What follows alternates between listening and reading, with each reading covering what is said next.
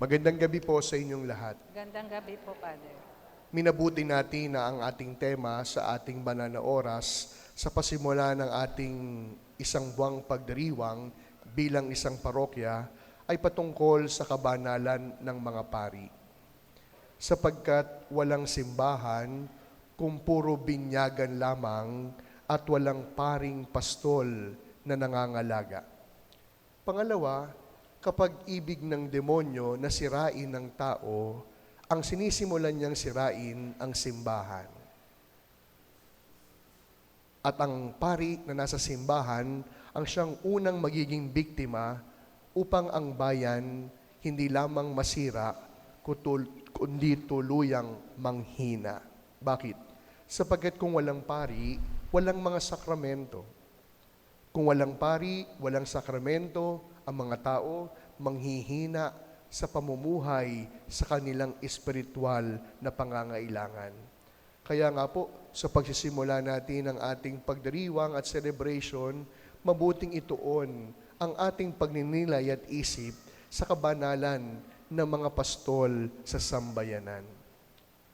Tinawag ang mga pari hindi lamang sa buhay paglilingkod, kundi tinawag kami mga pari upang mamuhay ng may kabanalan. Ang kabanalan na ito na humaharap sa anumang panahon ng buhay. Ito man ay panahon ng ligaya, ito man ay panahon ng kalungkutan, ito man ay panahon sa bawat sandali ng problema at krisis. Sa ating simbahang Katoliko, sa ating pananampalataya, ang mga pari ay tinuturing na pastol ng Diyos. Ngunit sa panahon po natin ngayon, sa gitna po ng maraming kontrobersiya, kahinaan at hamon ng modernong panahon, marami pa rin po ang nagtatanong, saan na ang kabanalan ng mga pari? Alam nyo, nung ginagawa ko po ito, sabi ko, suntok to sa buwan. Sapagkat marahil, may mga pagkakataon na kahit kayo, naisip nyo, parang hindi banal yung parish priest namin. Sabagay, totoo naman. Totoo po. Hindi ko po aaminin I have already that 100% of holiness. Kagaya ninyo, I'm still struggling to become a holy priest. Nagsusumikap, sumusubok, nadadapa, bumabangon. Kaya alam niyo yung buhay pari po, no, kung ating titingnan, maaring masaya. Totoo naman pong masaya. Hindi man ako mukhang malungkot. No? Masaya po ako. Kaya pag mayroon po mga hindi po masaya sa pagkapari ko, bahala kayo. Problema nyo yun. Pero isa lamang po yung hindi ko po ipagpipilitan. Kagaya ninyo, kahit ako ay pari, kahit kami ay mga pari, we are still struggling to live a holy life. We are still trying our very best to live a holy life as priests of the Lord.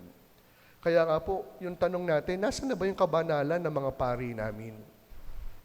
Matuturing ba nating banal ang pari?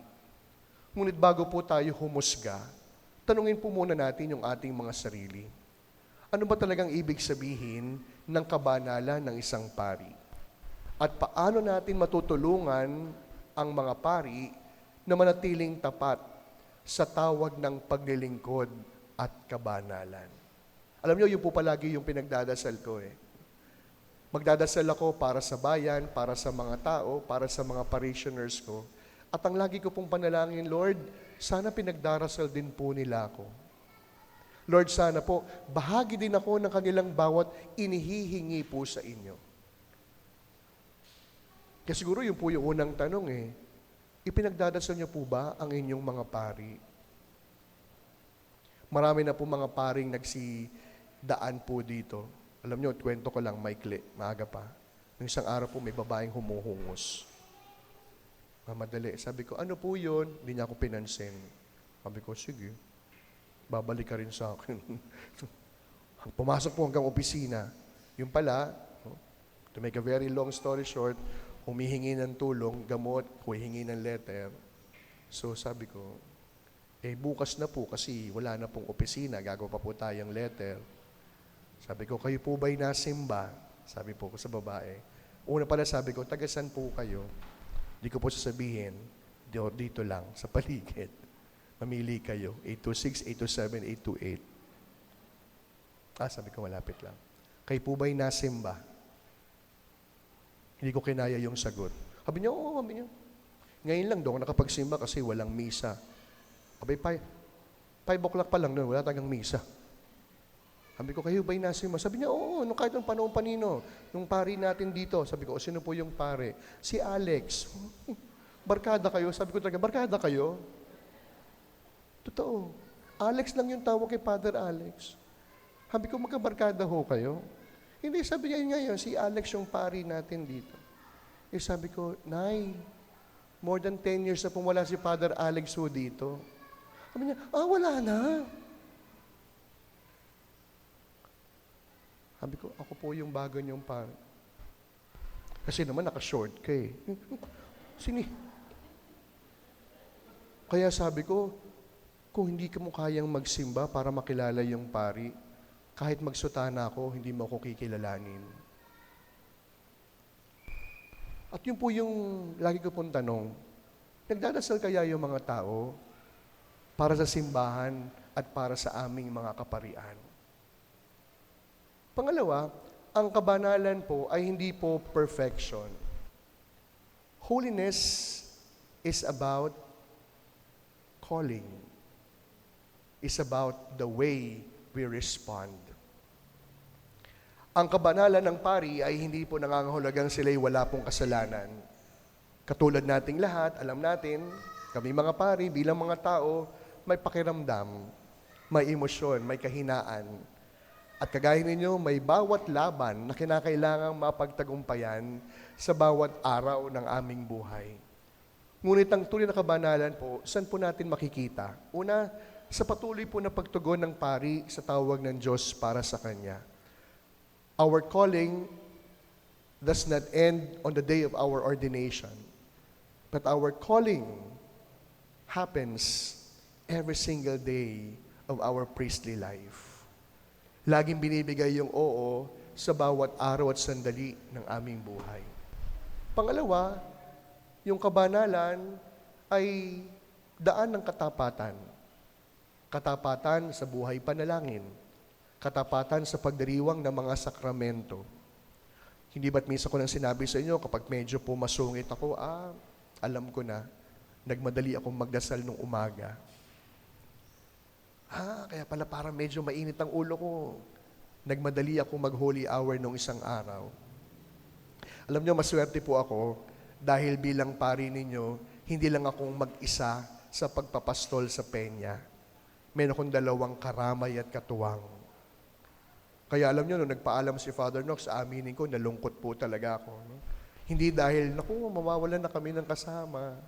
Kundi pakiramdam ko, mapipilayan ako bilang pastol. Mawawalan ako ng isang kapatid. Kaya po, sabi ko po sa lahat ng mga tao, aanhin ko naman yung maraming kong kaibigan na palakpak sa akin dahil cute na cute at gustong-gusto nila ako kung hindi ko naman kasundo ang aking kapatid na pari. At alam niyo yan, ramdam ninyo pag kami mga pari magkakaaway. Alam niyo yan, pag ang mga pari ninyo hindi magkasundo.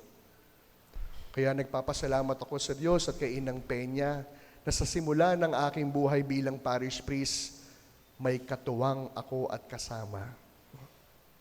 Ako na po nagsasabi sa inyo, mas banal yung dalawa. Mas mabait yung dalawa. Pag po nagrereklamo ako sa dami kong trabaho, sasabihin sa akin ni Father Knox, hayaan mo na yung mga yan. Pag po parang gusto ko nang sumuko sa sobrang dami ng trabaho, sasabihin sa akin ni Father Giovanni, sige Choy, ako na bahala. Ang tawag sa akin ni Father Giovanni, Choy. Ang tawag sa akin ni Father Knox, Brad. Bakit? Hindi ko alam. Sila po ang nag-imbento ng mga tawag na yan. Kaya yun po yung pangalawa. No? Ang buhay kabanalan ay hindi po isang buhay na walang kapintasan. Kundi ang buhay kabanalan ng pare ay nandun sa kanyang pagtugon sa bawat sandali ng at araw ng kanyang buhay bilang pari. Pang-apat, ang buhay kabanalan ng pari ay batbat din ng maraming hamon at balakid. Sasabihin ninyo, magaling yung pari namin.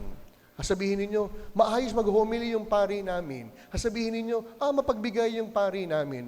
Pero aaminin ko rin po sa inyo, hindi naman lahat natutuwa sa amin. May mga tao din talagang ikikriticize kami. Minsan na nga akong nareklamo. Totoo yan. Minsan na akong nareklamo. Huwag nyo nang alamin kung saan. Pero, yun nga po yung hinaharap namin araw-araw. Na hindi naman araw-araw, ang bayan ng Diyos, pinapalakpakan kami. May mga tao talagang gugustuhin ang aming pagbagsak. May mga tao naghihintay ng aming pagkakamali. May mga taong laging magbabantay na kami matitisod at mapapahiya. Bahagi po yon ng buhay kabanalan. Kaya, ano ang dapat naming gawin? Meron pa pala. Yung hamon ng pag-iisa at loneliness. Kadalasan po, ang mga pari, parang walang katuwang sa buhay dahil wala kaming pamilya. Ang aming pamilya, ang aking pamilya, kayo. Ang aking mga magulang, bagamat buhay pa, kayo ang mas malapit sa akin. I have 2 sisters but they lived abroad. Kayo ang aking mga kapatid. Kaya we struggle to that very real idea that, we have our own families but they are far away from us. Kaya kayo po bilang aking parishioner, kayo po yung itinuturing kong tahanan. Kayo po yung tinuturing naming pamilya. Alam niyo, natutuwa po kaming tatlo kasi pare-pareho po kami ng mga pinahahalagahan. Minsan may nagtanong po sa amin, Father, buti po magkakasundo kayong tatlo. Alam niyo, pinag-isipan ko po talaga. Sabi ko, ba't ba kami magkakasundong tatlo ni Father Giovanni at Father Knox? Alam niyo, simple po lamang yung aking nakitang sagot. Pare-pareho kami ng pinahahalagahan. We share the same values. Una na doon, yung pagmamahal namin sa aming mga nanay. And we are proud to say, yes, we are priests, but we are our mama's boys. Si Father Knox, nakita ko kung paano niya alagaan si Nanay Letty. Father Giovanni, nakita ko kung paano niyang itaguyod yung kanyang mama. Pangalawa, mapagmahal po kami sa aming mga kapatid. Hindi po perpekto yung aming mga pamilya. Pero nandun palaging kagustuhan, kapatid ko eh. Nagloko na naman, kapatid eh.